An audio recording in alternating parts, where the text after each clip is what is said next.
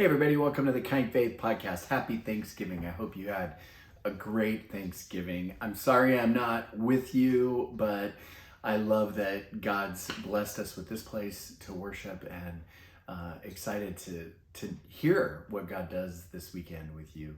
We are going to celebrate the Lord's Supper. We've just been at Thanksgiving table with everybody, and it brought back memories for me of Thanksgivings in my family. When we went back to Texas for family dinners, my dad was the second youngest of 13. So there were a lot of people around the table. A lot of people gathered. It was not uncommon to hear in those gatherings, "Who are you again?" Felt weird to be saying that among family, but it was kind of tough to keep track, especially when you're a California family coming and descending into Texas just once a year. And because there were so many people, and I'm sure some of you experienced this, there was a kids table and an adult table. The adult table was big, all the adults gathered. My two favorite uncles, Uncle Bob and Uncle Bud, were always at the adults table. I wanted to crawl on them, hang out with them, be with them, but I was relegated to the kids table. And early on, it made lots of sense because I was a messy little kid. But how the pecking order worked was you were at the kids' table even when you were pretty much old enough to sit at the adult table, because somebody had to be at the kids' table to keep it under control. And I had spent a couple years there, and I still remember the particular Thanksgiving at my Aunt Linda's house with my Aunt Elma's homemade croissant biscuits in my mouth. I got called up to the adult table. It was such an honor to be called up to the adult table from the kids table. It was a recognition of maturity. I felt so mature. So I got up with my cheeks filled with croissant and looked at my brother and stuck my tongue out at him as I went to the adults table. Yeah. Pinnacle of maturity. This invitation to the table meant so much, and in this passage, the disciples get invited to Christ's table. And this Christmas season that we're starting, this first Sunday of Advent that we're stepping into in this Christmas season, we are given this great gift where God says, I want you at the table with me. And so then I want to talk about what this passage points out, which is how is it that we get to the table? Now, I know the big thing is that we get invited by Jesus. We'll talk about that in a second. But more importantly, how is it that we land there? I got invited from the kids' table to the adult table because my Uncle Bob wanted me sitting next to him, and so he invited me up to the adult table and gave me that honor. We get invited by God up to his table. But how did we find ourselves in the space to be invited in the first place? What's the process of really truly being at the table with God? That's what I want to talk about in this passage. So let's dive in. It says this in Mark chapter 14, verse 12. On the first day of unleavened bread, when they sacrificed the Passover lamb, his disciples said to him, "Where will you have us go to prepare for us to eat the Passover?" Us, to eat the Passover. And he said to the two disciples, "Go into the city, and a man carrying a jar of water will meet you. Follow him. Wherever he enters, say to the master of the house, 'The teacher says, where is my guest room, where I may eat the Passover with my disciples?' And he will show you a large upper room furnished and ready. There, prepare for us." And the disciples set out and went to the city and found it just as Jesus had told them, and they prepared the Passover. I love the connection between this word prepare. Where do we go prepare? It's all through this passage, right? The master of the house had prepared the room. The disciples want to prepare for the meal. Jesus says, yes, go prepare But what was requisite to the preparation? Now, I know in the text there's been lots of questions, like, did Jesus secretly send somebody else ahead and this was a test for the disciples? How did it come to be that this room was already prepared for them as they came to get everything ready for Jesus's Passover celebration? How did all of that happen? Well, I want you to set that aside, because look at this weird, awkward story that happens in the middle of it. So the disciples, it's right before Passover, ask Jesus, where should we go and prepare? And Jesus says, you know what? Just kind of wander into town. You're going to see a dude carrying a water jar. Creepily stalk him. And when he goes into a house, terrify him by following him into the house. And then ask a person that you've not met where the Lord is supposed to celebrate Passover. He's going to know the answer and lead you to an upper room.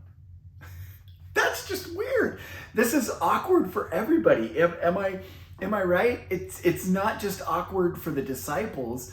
How do we know we're going to randomly just do whatever it is that Jesus told us to do in a random place and see things transpire the way he described them?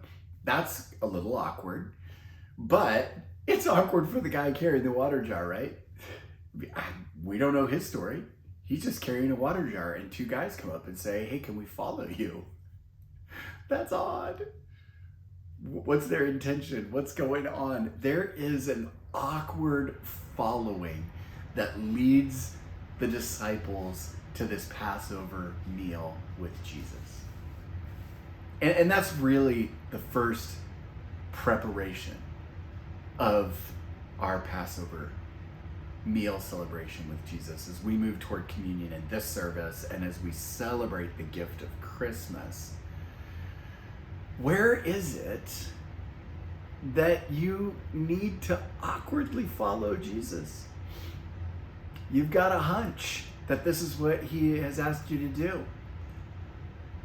You've got a nudging that this is the person that you're supposed to follow or have a conversation with. And you awkwardly follow. I love the uncertainty in this passage. Could you just put yourself back in the disciples' shoes again? Go into the city. Where in the city? Jerusalem is big. Am I supposed to go to the temple? Am I supposed to walk along the Via Dolorosa? It wasn't called that then, but it was a main street moving through Jerusalem. Am I supposed to go to the city of David? Where am I supposed to go? There's that, like, unknown, uncertainty. But they go even in the midst of awkward uncertainty. And how do we know that's the right guy with the jar? Or is there another guy that's going to come along? I would ask that question. So there's a couple awkward questions of faithful following that the disciples do in this season of Christmas as we move into Christmas. And as a disciple, being invited by Jesus to his table, how might you awkwardly follow Jesus this season? How might you awkwardly follow him? I know that there'll be circumstances, there'll be opportunities, there'll be occurrences and events that will happen, and you'll have this chance to prepare for the coming and the meal with the Lord by awkwardly following. There's a dignity in that, isn't there? Isn't there an interesting trust and dignity that God gives us? I mean, he gave the disciples some very specific directions, but did he clear away all doubt, all ability for them to choose? No, they still have decisions to make. They have uncertainty to walk through, and that is dignifying for the disciples. This invitation to this Passover meal is powerfully approached by the disciples when they awkwardly walk in obedience. Man, there's been so many moments where I've awkwardly walked in obedience and watched God do some pretty remarkable things. I you all know I've been doing the executive coaching thing. And part of what I've needed to do, because people don't understand what a pastor is underplay the pastor role so that people will say, yeah, I need an executive leadership coach. And they don't want the religion pushed at them. And so there was a particular conversation I had just a few weeks ago with someone who really they hadn't read my bio, they had no idea about my pastoral background. And in some ways it didn't particularly matter for the work we were doing together. But the question came, and I don't even remember how the question came, but it came around God and the God that they were following. And what they were saying to me was crazy. And I had this opportunity to awkwardly, obediently follow Jesus into that conversation and say, well, I appreciate where you're coming from. I follow Jesus. I'm a Jesus lover, and this is how I've experienced it. Man, it was awkward. There was a bit of embarrassment that I hadn't revealed that much about my faith before this moment in the conversation. But out of that conversation came such life and opportunity. And I know that's a conversation about Jesus. There's probably a bunch of other ways that you might be called to awkwardly follow him, but what might they be this coming season? What might they be this Christmas? Well, the story continues. The disciples awkwardly follow him, and then it says, when evening had come with the 12, as they were reclining at table, Jesus said, truly I say to you, one of you will betray me, one who is eating with me. They began to be sorrowful and said to him one after the other, is it I? And he said, it is one of the 12, one who is dipping bread into the dish with me, for the Son of Man goes as it is written of him. But woe to the man by whom the Son of Man is betrayed. It would have been better for him to not be born. How do we come to the table? Awkwardly, through obedience, and then asking the hard question. Is my heart aligned with you, Lord? Really, Judas let everyone see his heart. Well, put his heart on display, at least for us who are reading the gospel. I don't know how many in the context in which he was living picked it up, but we who read the story saw as soon as the woman broke the alabaster jar and poured the nard over Jesus, which could have been sold and money given to the poor, Judas chose then at that moment to betray Jesus, and he went to find and make a deal with the chief priests. So here's Judas, his heart unaligned. Here's the great grace in this passage. Even though he's made plans and actively taken action on those plans to betray Jesus, he is still invited to the table. But that's the great grace. And here comes the challenge.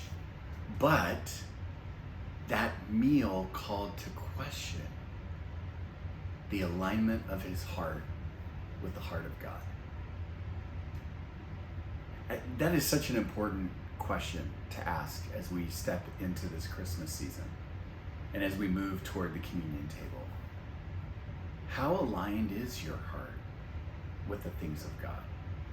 Better question, because I know at least I would score myself super low with that question. A better question is, how might I better align my heart? What area of my life do I need to better align my heart with the heart of God? Am I bitter and misaligned because of my skewed view of justice in the world? Am I misaligned in my value of money? Those were two of the things that Judas was misaligned around. Peter was misaligned around his understanding of who Jesus actually was and what he was doing on the cross, right?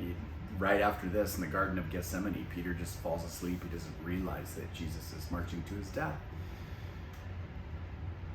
Peter's heart is misaligned. John's heart is likely misaligned. In the book of John, John is really close to Jesus. He makes it clear that he's in the seat of honor next to Jesus. so that he can lean back and ask Jesus, who is it? And John gets the insider information. Maybe John's heart too is a little misaligned and feeling privileged. Here's what's beautiful about the table of God. We aren't told that we have to get our act together before we come to the table. The table, the communion meal, is not about preparation as much as the action we take after the meal. Yes, it's true the disciples faithfully, awkwardly followed to get to that meal, and they put pieces in place to prepare. But all of it was preparation for a meal that would then cause them to more fully live in the kingdom of God. They were about to step through Christ's death and witness his resurrection. The table was an invitation to the death and resurrection that Jesus was about to walk through, and that his disciples, as they awkwardly got to that table, as they looked at the alignment of their heart, as they engaged, could look forward. Communion looks forward. And that's what Jesus's big point in this whole passage is. I want you to look forward toward what this table means. And so as Bob leads us in communion this weekend, as he reads the words and invites us to eat the bread and drink the cup, what's it going to mean for you tomorrow? Are there new ways you need to awkwardly follow Jesus? And are there small parts of misalignment in your heart that need to be realigned to God?